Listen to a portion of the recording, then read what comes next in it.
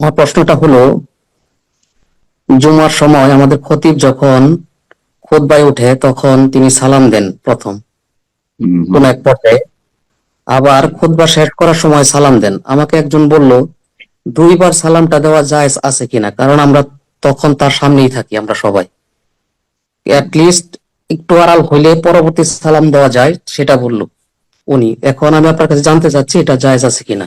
জাযাকাল্লাহু খায়রান। খুতবার ক্ষেত্রে যখন প্রথম মসজিদে প্রবেশ করছেন আর মেম্বারে উঠছেন তখন দেখা সাক্ষাতের সময় সালাম, খুতবার জন্য সালাম না, দেখা সাক্ষাতের জন্য সালাম। মানুষের কি এখন সম্বোধন করা শুরু, মানুষের সামনে এসে বসলেন, বিরাজমান হলেন, সেই জন্য সালাম দেবেন। এখন খুতবা শেষে সালাম না, খুতবা শেষে সালাম, এটা না, দেবে না, এটা ভুল কাজ করছে। চোখের আড়ালে গিয়ে আবার ফিরে আসলে সালাম, ওই হাদিসকে এখানে ফিট করলে হবে না। বা ইজা সাল্লামা সাল্লামা সালাসান, নবী যখন সালাম দিতেন তিনবার দিতেন, সেই জন্য খুতবার সময় তিনবার দিতেন, এমন ভুল কথা। অধিকাংশ সময় যখন দেখা সাক্ষাৎ হলো প্রথম একবার দিলেন, তারপরে যখন সেখান থেকে বিদায় নিচ্ছেন হয়তো সালাম দিলেন, অথবা কখনো কখনো হয়তো শুনলো না কোনো ব্যক্তি, তখন তিনবার সালাম দিতেন।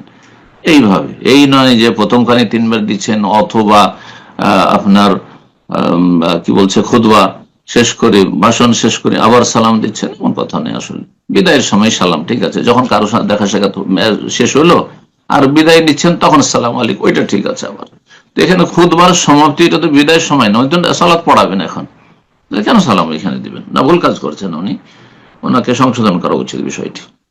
আল্লাহ তাআলা।